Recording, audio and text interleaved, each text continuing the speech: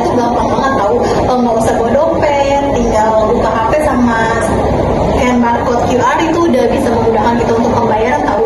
Nah apalagi kalau kita justru saking gampangnya kita suka jadi bikin nggak sadar diri gitu untuk belanja, apalagi kalau lihat promo di Shopee Food, apalagi kalau misalnya ada cashback promo, nah itu kita langsung tergoda padahal yang kita beli itu lagi nggak butuh-butuh amat tahu. Akhirnya yang harusnya uang buat 1 minggu habis dalam 2 hari, nah sisanya galau deh mikirin tanggal tua. Kalian tahu sih e-wallet itu apa? Kurang tahu, emang apa aja? Nah e-wallet itu banyak loh, ada OVO, Dana, GoPay, Shopee Food, dan lain-lain.